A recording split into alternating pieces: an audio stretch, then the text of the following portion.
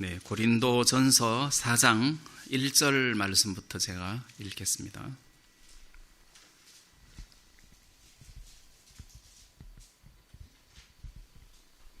네, 고린도전서 4장 1절. 사람이 마땅히 우리를 그리스도의 일꾼이요 하나님의 비밀을 맡은 자로 여길지어다.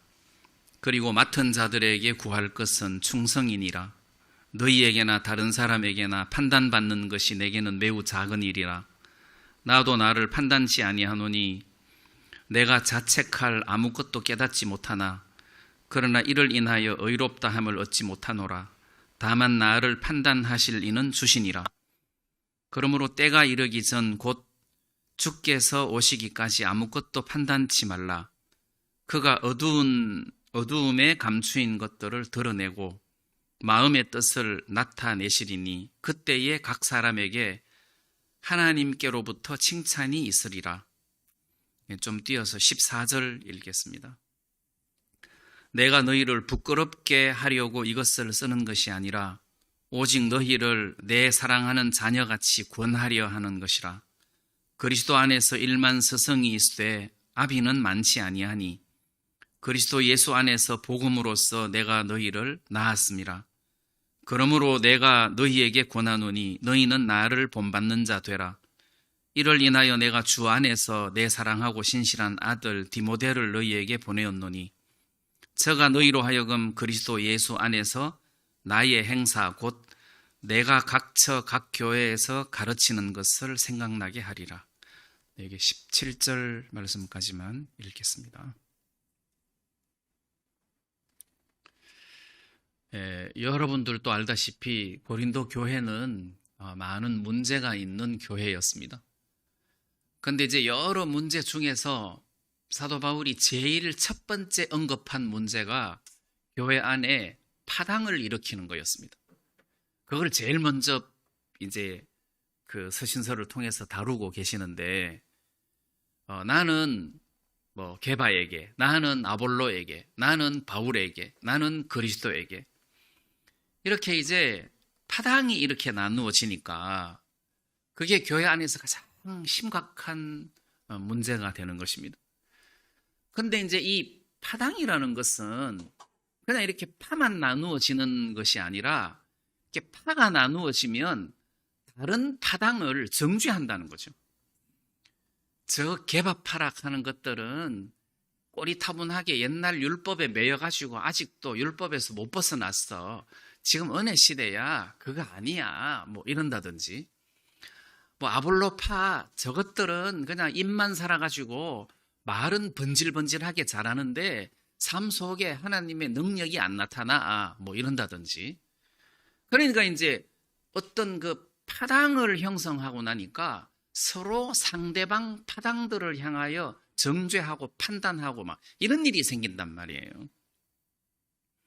그래서 사도 바울은 교회 안에서 이렇게 해서는 안 된다. 우리는 성령 안에서 하나다. 그런데 어떻게 이렇게 파당이 나누어진다는 것은 너희들이 육에 속했기 때문이다. 자, 그러면서 3장에서는 그 네 팔을 압축해가지고 아볼로하고 바울로 이제 나누어서 설명을 하고 있습니다. 그러면서 바울이 3장에서 뭐라고 하느냐 하면 나는 심었고 아볼로는 물을 주었으되 오직 하나님은 자라나게 하셨느니라. 심는 이나 물 주는 이는 아무것도 아니로되. 자, 이렇게 설명을 해 나가고 있는 겁니다. 거기에서 나는 심었고 그리고 바울은 심었어요. 아볼로는 물을 줬어요. 둘이 서로 은사가 다르지 이쪽이 이쪽 보고 틀렸다, 이쪽이 이쪽 보고 잘못됐다 이렇게 할 수는 없다는 거예요. 심는 사람도 필요하고 물 주는 사람도 필요하다는 거죠. 근데 이쪽이 틀렸다, 이쪽이 틀렸다, 내가 옳다 이제 이렇게 파당을 지으니까 하나님이 이 교회의 성령으로 말미암아 주신 다양한 은사를 서로 인정하지 못하는 결과라는 거죠. 자, 그러면서 심는 이도 물 주는 이도 아무것도 아니다. 그래서 아무것도 아니다. 바울이 뭐냐? 아볼로가 뭐냐? 아무것도 아니다. 그러시면서 그러므로 사람을 자랑치 말라. 이렇게 했단 말이에요. 자, 이 교회 안에서 사도 바울 진짜 훌륭한 하나님의 종이고 사도입니다. 근데 이분이 말씀하시기를 사람을 자랑치 마라. 그리고 나는 심었는데 심는 이나 물 주는 이는 아무것도 아니다. 아무것도 아니다. 그럼 예를 들면 예수님께서 나귀 새끼를 타고 감람산에서 예루살렘 성으로 입성을 하셨어요. 그때 많은 무리들이 거의 대부분 자기 옷을 벗어가지고 길에 깔고 또 더러는 나뭇가지를 꺾어서 그 길에 깔았어요. 요즘 말하면 카페트를 쫙 깐 거죠. 왜냐하면 유대인의 왕이신 예수님이 입성을 하시니까. 그때 예수님께서 나귀 새끼를 타고 가셨단 말이에요. 근데 어느 누구도 나귀 새끼에게 포인트를 두는 사람이 있느냐는 거예요. 예수님에게 초점이 갔지 그 예수님을 태운 나귀 새끼가 뭐 어쩌느니 저쩌느니 하고 나귀 새끼의 가치에 대해서 설명을 하느냐는 겁니다. 아무도 안 한다는 거죠. 그러면 사역자가 뭐냐? 나귀 새끼라는 거지. 예수님을 등에 업고 주님이 주신 은사를 입고 일을 하는 심부름꾼인 나귀 새끼 같은 그냥 그런 일꾼이지 교회 안에서 대접을 받고 어떤 위치를 가지고 군림하는 그런 존재가 아니라는 거예요. 그래서 사도 바울은 자기는 사도 바울임에도 불구하고 사도임에도 불구하고 아무것도 아니다. 이렇게 이야기를 하신다는 겁니다. 아무것도 아니다. 그럼 김동석 목사가 뭐냐? 아무것도 아니다. 저기서 예수 빼면 저건 아주 더러운 인간이다. 다만 예수님이 등에 타고 당신이 하시고자 하는 일을 하기 때문에 좀 귀한 것이지 그 사람 아무것도 아니다. 이렇게 처벌해야 된다는 거죠. 바울은 그렇게 하잖아요. 그럼 아볼로하고 바울이 사이가 나빴느냐? 아니에요. 아볼로하고 바울이 막 금이 가고 싸우고 막 이런 차원이 아니에요. 그냥 괜히 고린도 교회 성도들이 나는 아볼로파, 나는 바울파 이렇게 했단 말이에요. 그리고 서로 파와 파끼리 판단을 하고 정죄하고 막 이렇게 했단 말이에요. 그래서 바울은 아니다. 아무것도 아니다. 걔봐 아무것도 아니야. 그러면 그리스도파는 예수님이 최고야. 그리스도파는 괜찮은 것 같은데 그리스도파도 안 되는 게 우리가 옳다 하고 다른 파는 다 정죄하는 거예요. 이것도 아니라는 거지. 주님은 그렇게 파를 안 나누었단 말이에요. 그래서 바울은 이제 고린도전서 서두에 이 파당 문제를 지금 정리를 하고 있는 겁니다. 그러면서 이 파당이 일어나는 이유가 자기가 따르는 그 베드로, 바울, 아볼로, 그리스도 이런 분들이 워낙 크니까 이제 그 분들을 따르는 거잖아요. 그러니까 바울은 우리 아무것도 아니다. 우리 아무것도 아니다. 이렇게 함으로 이 파당을 확 다 무너뜨리는 일을 지금 하고 있는 거예요. 자, 그러면서 4장 1절에 뭐라고 이야기를 하고 있냐 하면 사람이 마땅히 우리를 그리스도의 일꾼이요 하나님의 비밀을 맡은 자로 여길지어다. 자, 여기서 하나님의 비밀을 맡은 자로 여길지어다. 그러니까 무슨 국가의 대외비 문서 맡은 아주 국정원 소속 같은 이런 훌륭한 직책으로 생각을 하기가 쉬운데 이게 아니에요. 전에도 말씀드렸지만 여기서 이야기하는 비밀이라는 것은 시크릿, 이 대외비 이런 비밀이 아니고 영어로는 미라클이에요. 미라클. 그러니까 미라클이라는 것은 신비라는 뜻이에요. 신비하다. 다시 말하면 복음을 이야기하는 거예요. 그래서 하나님의 비밀을 맡은 자로 여길지어다. 이 말은 복음을 전하는 하나님의 일꾼이라는 것을 알아라, 이런 뜻이에요. 복음을 전하는, 복음을 맡은, 그리고 그리스도의 일꾼이다, 이렇게 이야기를 하고 있습니다. 자, 여기서 제가 말씀드리려고 하는 것은 우리는 그리스도의 일꾼이다. 여러분, 일꾼이라는 말은, 이 꾼이라는 말은 어떤 분야에서 일을 익숙하게 잘하는 사람을 꾼이라고 그래요. 그래서 옛날에는 노래를 잘하는 사람을 소리꾼, 춤을 잘 추는 사람을 춤꾼, 그럼 노름을 잘하는 사람은 노름꾼, 그 분야에는 선생이라는 거지. 그 분야에는 굉장히 익숙하다는 거예요. 그럼 여기서 일꾼은 그리스도의 하나님의 복음을 맡은 일꾼, 이 복음을 잘 전하는, 하나님의 말씀을 잘 전하는 일꾼이다, 이런 뜻이에요. 그런데 여기서 이제 이 일꾼이라는 말은 무슨 벼슬을 지기 아니에요. 이 단어 자체가, 일꾼이라는 말은 일꾼이라는 말은 다른 말로 표현하면 하인이라는 뜻이에요. 하인. 그리고 또 낮은 사람이에요. 낮은 사람. 일꾼, 하인, 이제 이런 것을 이야기하기 때문에 나는 하나님의 그리스도의 일꾼이다, 그러면서 무슨 성직자 같은 어떤 그런 단어가 아니라는 거예요. 그러니까 성직자 또는 사제 또는 어떤 관료, 이런 단어가 아니라는 거예요. 여기서 그리스도의 일꾼이라는 것은 좀 낮다는 거예요. 예를 들어서 내가 오늘 우리 박영재님 집에 갔어요. 그럼 어떤 아저씨가 열심히 일을 하고 있는 거예요. 그 아저씨는 누구세요? 그러니까 나 이 집의 하인입니다. 그러면 내가 이야, 이렇게 합니까? 하인입니다. 그러면 아무것도 아니구나, 이렇게 생각한다는 거죠. 하인입니다. 그러면 그 주인이 누구십니까? 이제 이렇게 해야 되는데, 하인입니다. 그러면 내가 이분을 막 이렇게 관료처럼 떠받들지 않는다는 거예요. 그러니까 지금 바울이 마땅히 우리를 그리스도의 일꾼으로 여겨라 할 때, 이 일꾼이라는 말 속에 나는 하나님의 종이다 하는 어떤 포지션을 둔 게 아니라는 거죠. 그냥 하나님의 하인일 뿐이다, 이런 의미라는 거죠.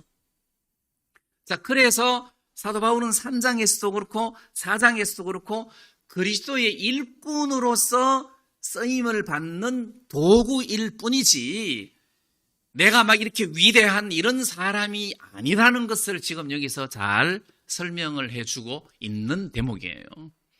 그래서 교회 안에서 목사는 그냥 목사예요. 그냥 목사예요. 아무것도 아니에요.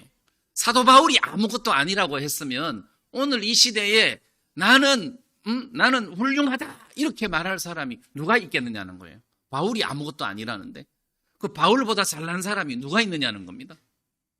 아니다, 그렇게 해서는 안 된다, 이 말인 거죠. 그 다음에 이제 그리고 맡은 자들에게 구할 것은 충성이니라. 자, 그리스도의 복음의 복음을 맡았어요. 맡은 자에게 구할 것은 충성이다. 여러분이 충성이라는 것은 군인들이 충성 많이 구호를 외치는데, 이 충성이라는 것은 신실하다는 거예요. 처음부터 끝까지 변함없이 아주 신실하다, 이런 의미예요. 다시 말하면 사도 바울이 복음을 전하면서 처음에도 진짜 겸손하고, 처음에도 검소하고 아주 낮은 마음에서 복음을 섬겼어요. 그리고 마지막 죽을 때까지 그는 검소하고 아주 낮은 마음으로 진짜 그리스도의 종으로서 평생을 살았어요. 그래서 변함없이 처음부터 끝까지 아주 변함없이 이렇게 주를 섬긴 것을 충성이라고 해요. 이걸 신실하다, 충성이다, 그래서 맡은 자에게 구할 것은 충성이다. 이런 의미예요. 그럼 예를 들어서 초창기에는 검소하고 겸손하고 초창기에는 마음도 낮았는데 나중에 이제 막 교회가 커지니까 막 사람이 화려해지고 또 막 거만해지고 막 왕처럼 군림하고 이러면 이게 충성이 아니라는 거죠. 왜냐하면 초창기에는 검소했는데 나중에는 화려하고 초창기 겸손했는데 나중에는 왕처럼 된다면 변한 거잖아요. 근데 사람들은 과거에 오랜 세월 동안 고생했으니까 지금은 이렇게 화려한 삶을 누려도 된다, 누릴 자격이 있다, 이렇게 한다면 이거 충성이 아니라는 거예요. 충성이라는 것은 처음부터 끝까지 변함없이 일관된 상황을 말하는 겁니다. 그런데 얼마나 많은 사람이 하나님의 복음의 일꾼으로서 복음을 맡은 사람으로서 충성되게 복음을 섬기는 사람이 얼마나 되느냐는 거예요. 변하더라는 거지. 나중에는 교회가 커지니까 변하더라는 거예요. 처음에는 겸손했고 형님 같은 사람이 나중에는 왕 같고 거만하게 변하더라는 거죠. 그럼 이건 충성 아니다. 지금 바울이 여기서 2절에서 말하는 것은 맡은 자에게 구할 것은 충성이다. 넌 처음부터 변함없이 살아야 돼. 이것을 지금 우리들에게 이야기를 하고 있는 것입니다. 그 다음에 3절에는 판단에 대한 이야기를 나오는데 너희에게나 다른 사람에게나 판단받는 것이 내게 매우 작은 일이다. 그리고 4절에는 내가 자책할 아무것도 깨닫지 못한다. 그 판단과 자책에 대한 이야기를 지금 하고 있습니다. 자, 판단. 예를 들어서 고린도 교회 성도들 중에서 사도 바울을 판단을 한다고 합시다. 뭐 어떻게 판단합니까? 저 사도 바울은 사도도 아니야. 사도가 되려면 예수님의 공생의 기간 동안 이 공생애, 공적인 생애, 이건 이제 세례 요한으로부터 안수를 받고 난 다음부터 십자가에 못 박혀 죽을 때까지의 그 3년 기간을 말하는 거예요. 예수님의 공생의 기간 동안 예수님과 함께 다닌 사람으로서 예수님 십자가에 못 박혀 죽을 때까지 동행한 그 사람들 중에서 사도로 세웠는데 뭐 사도 바울은 그렇게 뭐 따라다닌 적도 없잖아. 그럼 사도도 아니야. 이렇게 사도 바울을 판단할 수도 있었다는 거죠. 아니, 사도 바울은 지가 뭐 사도 바울이라고 그러고 사도라고 그러고 뭐 다른 사람 병도 고치고 이렇게 했으면서도 자기 병은 못 고쳐가지고 옆구리에 가시 같은 아주 심각한 질병이 그 몸에 있는데 그 자기 병도 못 고치는 걸 보면은 뭐 중이 제 머리 못 깎는다나 뭐 바울이 뭐 그 진짜 하나님 종 맞아? 뭐 이렇게 판단할 수도 있다는 거죠. 그렇지만 사람들이 자기를 판단할지라도 그것은 나에게 매우 작은 일이라 해서 나는 그 판단에 전혀 영향을 받지 않는다. 영향을 받지 않는다. 그리고 나도 내가 자책할 만큼 나는 뭐 열등감 막 이렇게 나는 내가 나를 막 자책할 만큼 스스로를 이렇게 문제 삼지 않는다. 그 말은 내가 완벽하다는 뜻은 아니다. 지금 이 말이에요. 그래서 교회 안에서 다른 사람을 판단한다는 것은 그건 잘못된 거예요. 왜냐하면 자기하고 다를 수밖에 없는 것이 하나님은 다양한 은사를 교회에다가 주었기 때문에 나하고 다르다 이렇게 말한다는 것 자체가 우스운 이야기라는 거죠. 자, 그래서 이 교회 안에는 주님이 다양한 은사를 주셨어요. 그럼 예를 들어갖고 그리고 저기 강영재는 말만 번질번질하게 잘해. 교회 안에서 말은 얼마나 잘하는가 몰라. 아이고 저기 또 뭐 우리 박영재님은 하여튼 막 지식은 막 바삭해. 막 이야기하는 거 보면은 막 어디서 얼마나 주워 들었는가 막 지식이 바삭해. 그리고 아이고 저기 뭐 서영재님은 진짜 인간적이야.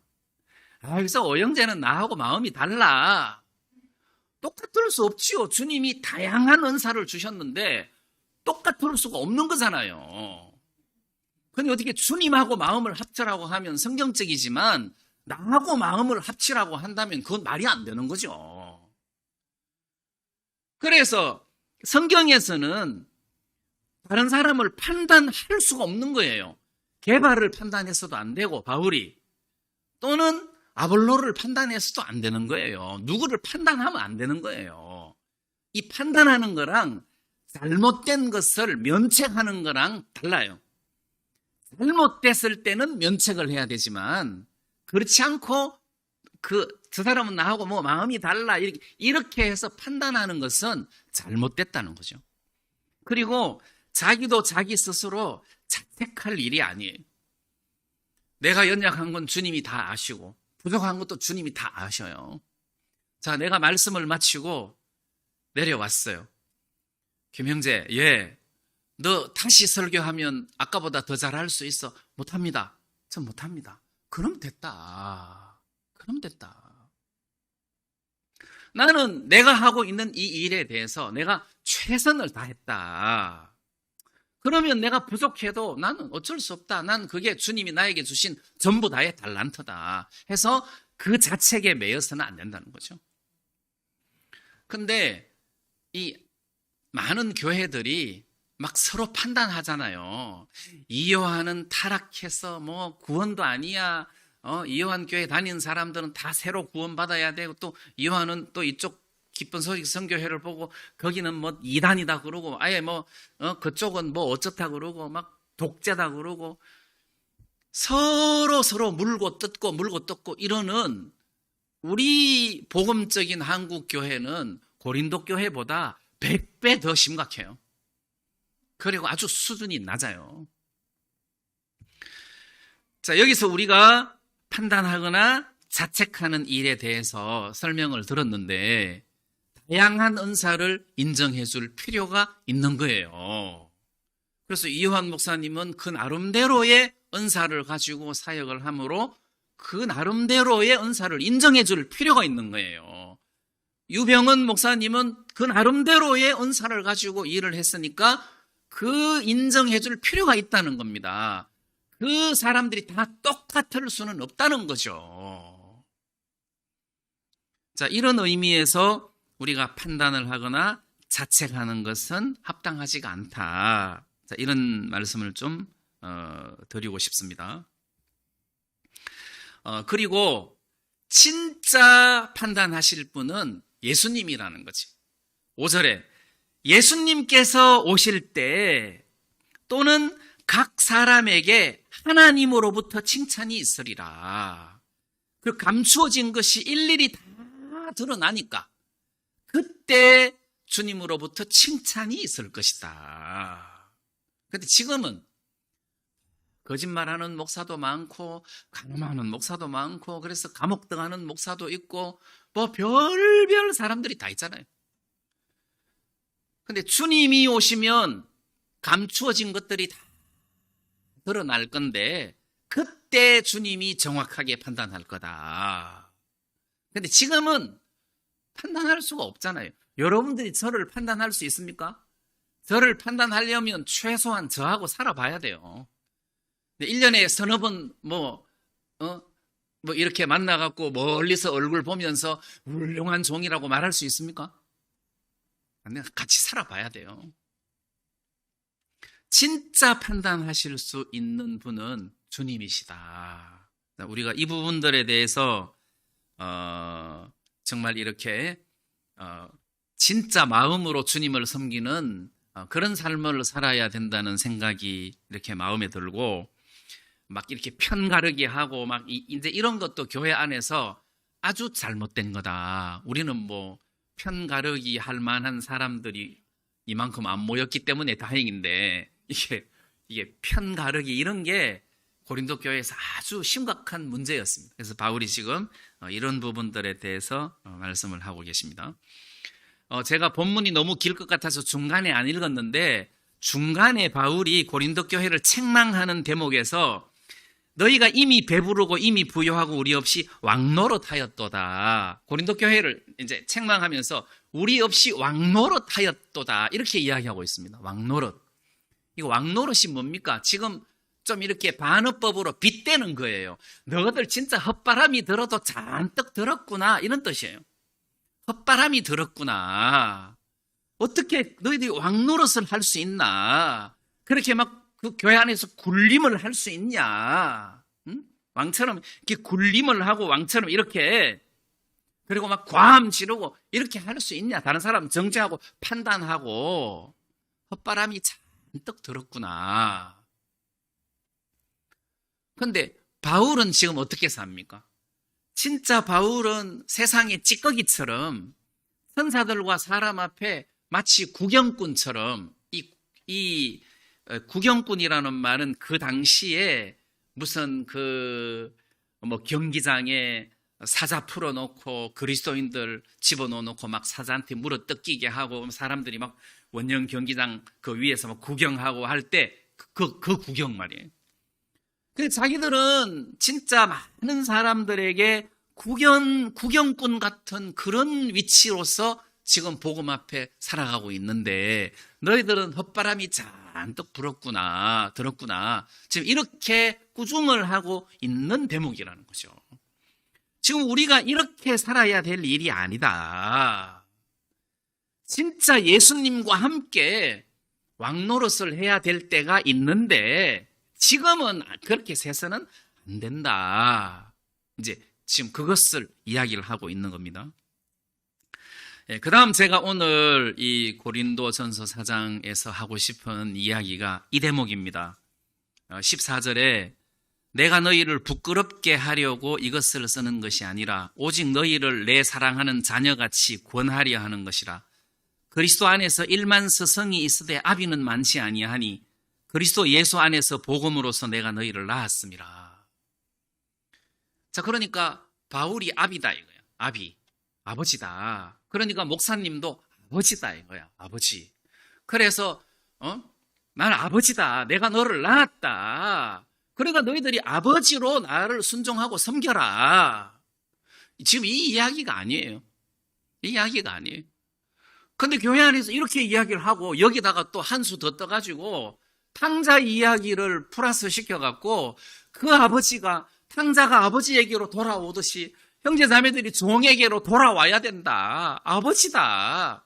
이렇게 하면 이단되는 거예요. 여기서 지금 이 아비라는 것은 이 이야기를 하는 것이 아니에요. 아비 이야기가 왜 나옵니까? 여기서 아비 이야기가 나오게 된 동기가 내가 너희를 부끄럽게 하려고 이것을 쓰는 것이 아니라 내 사랑하는 자녀같이 권하려고 하는 것이다. 자녀같이 자녀에게 권하듯이 권하려고 하는 것이다. 다시 말하면 내가 스승으로서 너희들에게 잘못된 것을 고쳐라. 이거는 잘못됐다 하고 너희들에게 말하는 것이 아니라 부모로서 정말 사랑으로서 내가 너희들에게 잘못됐다. 그렇게 해서는 안 된다 하고 너희들에게 호소하는 것이다. 이거를 지금 강조하기 위해서 부모 이야기가 나오는 거고 자녀 이야기가 나오는 거예요. 그러면서 바울은 실제로 나는 복음으로서 너희들을 낳았다. 그래서 나는 스승으로서 너희들에게 잘못된 것을 지적하는 것이 아니라 아버지로서 큰 사랑으로 너희들에게 잘못된 것을 지금 지적하는 것이다. 그렇게 해서는 안 된다. 이런 의미에서 아비라는 단어를 등장시킨 것이지 너희들 나를 아비로 섬기고 순종해야 돼. 아버지를 떠나면 안 돼. 이렇게 하면 안 된다는 거예요. 뒷부분에 보면은 디모데에게 참아들 디모데 앞에 사랑하는이 붙어 있어요. 아들을 이야기할 때 사랑하는 참아들 디모데라고 했어요. 거기는 이 아들이라는 이야기를 통해서 내가 디모데를 얼마만큼 사랑하느냐를 지금 강조하고 있는 거예요. 그럼 디모데는 언제 바울을 아버지라고 부른 적이 있습니까? 없어요. 그렇게 부르면 안 됩니다. 바울을 아버지라고 불러서는 안 됩니다. 디모데도 자식이 아비에게 하듯이 복음과 함께 바울과 함께 수고한 것은 사실이에요. 근데 자식이 아비에게 하듯이 함께 한 것이지 아버지로 모신 것은 아니라는 거예요. 이 이야기는 지금 족보 이야기가 아니에요. 만약에 여기서 아비 이야기가 나오려면은 두 가지 조건이 있어야 돼요. 첫째는 낳아야 돼요. 그 두 번째는 상속 문제가 이렇게 결부돼야 돼요. 성경에서 아버지 이야기를 하면서 우리가 하나님의 아들이다, 양자의 영을 받았다 할 때는 상속 문제가 결부된 거예요. 그래서 하나님 나라의 모든 것들이 다 하나님이 상속으로 유산으로 나에게 주셨다. 그래서 그분은 아버지다 할 때 이 족보에서 부자지간의 관계가 상속 문제로 연결되는 거예요.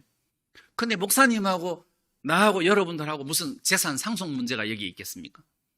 이 상속 문제를 다루는 부자지간의 관계를 말하는 것이 아니라 아버지로서, 다시 말하면 부모로서 자녀를 얼마나 사랑하느냐, 그걸 지금 강조하는 거란 말이에요. 자, 그러면 한번 봅시다. 사도 바울은 고린도 교회를 낳기 위해서 정말 산고의 고통을 겪었어요. 진짜 어미가 자식을 낳기 해산하는 고통을 겪었어요. 사도 바울은 그렇게 해서 정말 어려운 가운데서 고린도 교회를 낳았어요. 그래서 바울은 고린도 교회를 정말 사랑하는 거예요. 얼마만큼? 아비가 자식을 사랑하듯이 사랑하는 거예요. 그럼 요즘 목사들이 성도를 아비가 자식을 사랑하듯이 사랑하는 목사 있습니까? 정말 성도들이 다 죽어갈 때 간이라도 띄줄 만한 목사가 있습니까? 없습니다. 병원에 입원해가지고 병원비가, 수술비가 3천만 원이 나왔는데 안 도와주는 거라. 교회에서 안 도와주는 거라. 사역자인데 안 도와줘. 지금도 병에 걸려가지고 병원 치료를 받고 있는데 아무도 안 도와줘. 그럼 무슨 아비 같은 목사입니까? 말도 안 되는 겁니다.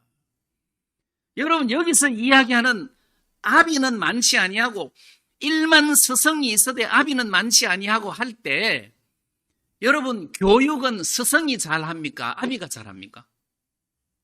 잘 가르치는 거는 스승이 잘 가르칩니까? 아비가 잘 가르칩니까? 스승이 잘 가르치죠. 아비가 잘 가르치면 뭐 하려고 학교 보냅니까? 스승이 잘 가르치는 거죠. 잘 가르치는 것은 스승도 할 수 있다. 그런데 사랑하는 것은 아비만큼 스승은 못한다. 그 말이잖아요. 그래서 아비가 나오는 거예요. 아비다. 나는 스승은 너희들을 사랑할 수 없지만 나는 너희들을 정말 사랑한다. 그래서 내가 이렇게 간곡하게 호소하고 부탁한다. 이런 의미라는 거죠. 거기에서 아비라는 말이 나온 거예요. 그래서 나보고 아비를 떠난 인간이라고 하면 그건 말이 안 되는 거죠. 아비를 떠난 인간이라고 하면 말이 안 되는 거죠. 탕자가 아버지를 떠났을 때, 또 탕자가 아버지에게 재산을 요구했을 때 두 말 안 하고 딱 삐주더라고. 뭐 어떻게 될 걸 다 알고 나가서 니도 세상 경험을 하면 아버지는 모험을 하는 거잖아요. 그게 사랑이죠. 사랑이죠. 그런데 요즘 목사들 중에 누가 그런 사람이 있습니까? 이 썩을 놈 그러면서 돈 같은 소리 하고 있네. 여러분, 성경에서 말하는 이 아비, 일만 스승, 이거를 여러분들이 문맥을 잘 보고 읽어보면, 이거를 목사를 아버지 대하듯이 이렇게 대해라. 그 말이 아니구나. 그걸 알 수 있어요. 여기서 이야기하는 것은 그런 어떤 부자지간의 관계를 설명해 주는 게 아니에요. 아버지로서 그만큼 너희들을 사랑한다는 것을 강조하는 겁니다. 그리고 고린도 교회를, 사도 바울을 보고 아버지라고 표현한 적은 한 번도 없고 디모데도 아버지라고 부른 적도 없어요.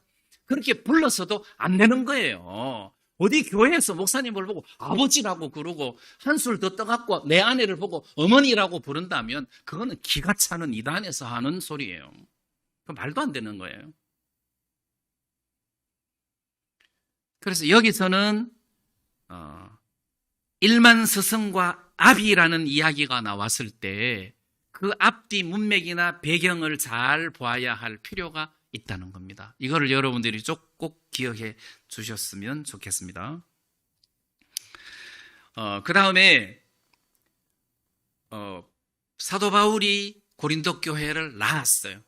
그래서 아비라. 그러면 내가 복음 전해서 구원받은 사람 많아요. 나한테 복음 들은 사람 중에 목사도 있고 사모도 있고 장로도 있고 성도들도 많아요. 근데 그 사람들은 나한테 왜 아비라고 안 합니까? 해야지. 아비라고 해야지. 타락했으니까 안 한다. 그럼 나도 타락했으니까 안 하는 거예요. 그러면 나한테 구원받은 사람 나한테 아비라고 해야지. 왜 딴 사람한테 아비라고 합니까? 말이 안 되는 거죠. 여기서는 지금 족보 이야기를 하고 있는 게 아닙니다. 얼마만큼 사랑하느냐를 지금 설명하고 있는 것입니다.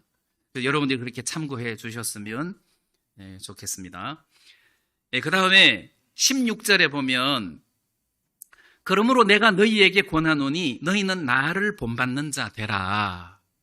나를 본받는 자 되라 그러니까 우리가 목사님을 본받아야 되는구나 이렇게 생각하기가 쉬워요. 근데 지금 여기서 나를 본받는 자 되라 이 이야기를 좀 더 정확하게 해석을 하려면 11장 1절을 한번 읽어볼 필요가 있어요.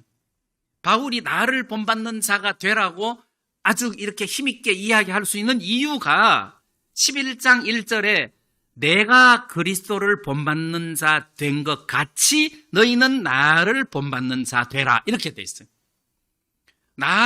내가 그리스도를 본받는 자 된 것 같이 너희는 나를 본받는 자가 되라. 자, 이 말이에요. 이게 이제 교회 사도성을 이야기하는 것인데, 예를 들면 사도 바울 위에는 진짜 바로 예수님이었어요. 요즘 이제 우리식으로 말하면은 나는 나에게 복음의 영향을 끼쳐준 딕 선교사님이나 길기수 선교사님을 그대로 본받는 거예요. 이분을 그대로 내가 본받는 거라. 그러니까 이분들에게 신앙의 영향을 끼쳐준 놀만 그랍 목사님을 그대로 본받는 거야. 그럼 또 놀만 그랍은 그 윗대의 스펄전 신앙을 그대로 본받는 거야.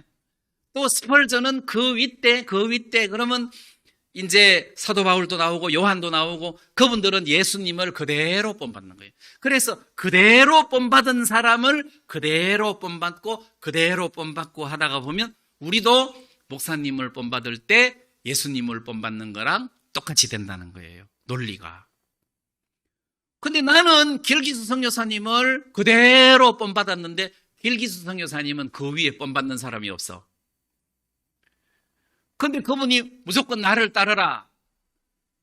그러면 내가 따라가야 돼요? 안 따라가야 돼요? 그럼 따라가면 안 된다는 거죠. 여기서 이야기하는 것은 그런 거예요. 사도 바울이 내가 그리스도를 본받는 것 같이 너희는 나를 본받는 자가 되라.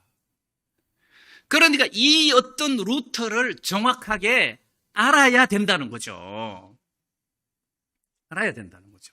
여러분, 나를 본받는 자가 되라 해서 무조건 본받는 거 아니에요. 그러면 안 돼요. 무조건 본받는 거 아니에요. 저 사람이 정말 그리스도를 본받느냐. 그래서 그리스도를 본받는 것 같이 나도 그 사람을 본받는다면 문제가 없어요. 전혀 하자가 없어요. 그런데 그런 것 없이 무조건 나를 본받으라. 그러면은 문제가 심각해지는 거죠. 자, 여러분, 이런 의미에서 나를 본받는 자가 되라. 여러분, 우리는 성경에서 예수님이 어떻게 사셨는지에 대해서 잘 나타내 보여주고 있습니다. 저거는 예수님의 마음은 아니다. 이런 건 우리가 알 수 있어요. 이런 거 알 수 있습니다. 예수님이 가늠하지 않잖아요. 예수님이 막 돈을 축적하고 돈놀이를 하지는 않잖아요. 예수님 막 과함 지르고 사람 때리고 막 그렇게 하진 않잖아요. 이거는 예수님의 마음은 아니다. 이런 것을 우리가 분별할 수 있다는 거죠. 자, 그러기 때문에 교회 안에서 나를 본받으라 할 때는 내가 예수 그리스도를 본받을 때, 그리고 여러분들이 내가 그리스도를 본받는 것처럼 여러분들은 나를 본받으라. 그러면 이제 말이 된다는 거죠. 자, 그런 의미에서 나를 본받는 자 되라. 이렇게 하면은 괜찮은 거예요. 근데 그렇게 안 하고 무조건 흘러받는다고 막 무조건 흘러받는다. 고리가 끊겼는데 뭐 흘러받으면 뭐 썩은 걸 흘러받지 제대로 주님의 것을 흘러받을 수 있겠습니까? 고리가 끊겼는데. 고리가 끊기면 안 됩니다. 나는 주님으로부터 직접 흘러받는다 그러면 뭐 하려고 흘러받습니까? 나도 주님으로부터 직접 흘러받으면 되지. 그래서 바울이 이야기하는 나를 본받으라는, 내가 그리스도를 본받는 것 같이 너희들도 나를 본받는 자가 되라. 지금 그 이야기를 하고 있는 것입니다. 그 다음에 지금 사도 바울이 이제 제가 본문에서는 안 읽었지만 19절에 보면, 그러나 주께서 허락하시면 내가 너희에게 속히 나아가서 교만한 자의 말을 알아볼 것이 아니라 오직 그 능력을 알아보겠노니. 그러니까 바울이 고린도 교회에 가가지고 말만 번질번질하게 잘하는 사람들의 말을 알아볼 게 아니라 그 사람들이 가지고 있는 능력을 내가 알아보겠다 할 때, 이 능력이라는 것은 무슨 막 믿음으로 병 고치고 막 이런 능력을 말하는 것이 아니에요. 여기서 능력이라는 것은 말만 번질번질하게 하면서 삶은 개판으로 살면, 그러면 그것은 교만한 사람이라는 거죠. 삶은 개판으로 살면서 말만 번질번질하면 그거는 진짜 교만한 사람으로서 내가 너희들의 말을 알아보는 것이 아니라 내가 가서 너희들이 진짜 어떻게 사는지를 내가 한번 보겠다. 여러분, 우리가 삶을 볼 수 있잖아요. 삶을 보면은 저 사람이 정말 그리스도처럼 사는가, 그런 것을 발견할 수 있다는 거죠. 근데 많은 사람들은 어떤 그런 삶 속에서 나타난 어떤 삶의 능력, 이제 이런 것은 이제 잘 안 살펴보고 그냥 막 맹목적으로 막 이렇게 순종하고 한다면 그 사람은 신앙생활을 잘 할 수가 없어요. 신앙생활을 절대 잘 할 수가 없어요.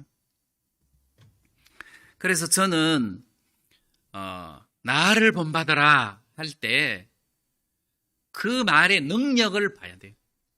저 사람은 정말 그리스도를 본받는 사람이구나. 그리스도를 본받는구나. 그러면은 그 말에 능력이 있다는 거잖아요. 그래, 내가 저 사람을 본받아야 되겠다. 근데 나를 본받아라고 했는데 말만 번질번질하게 하고 자기는 막 진짜 막 왕처럼 살면, 그럼 그 사람 본받으면 안 되죠. 그 사람은 말만 번질번질하게 하는 사람이기 때문에 그 사람 본받으면 안 되는 거예요. 그래서 지금 우리가 이렇게 전체적인 이야기를 쭉 읽어봤을 때 이렇게 하나로 마음에서 이렇게 딱 와닿는 어떤 그 특별한 느낌이 하나 있는데, 지금 바울이 고린도 교회를 굉장히 신랄하게 꾸중하는 것처럼 보이는데, 그 속에 그 사도 바울이 내가 너희들을 얼마나 뜨거운 마음으로 사랑을 하는데 그 사랑하는 마음에서 내가 너희들을 지금 이렇게 권면을 하고 꾸중을 한다는 것을 지금 여기서 설명을 하고 있는 거예요. 말하자면 꾸중이 100이면 그 중심의 사랑은 200이라는 거지. 이렇게 꾸중하면 꾸중이 전달돼요.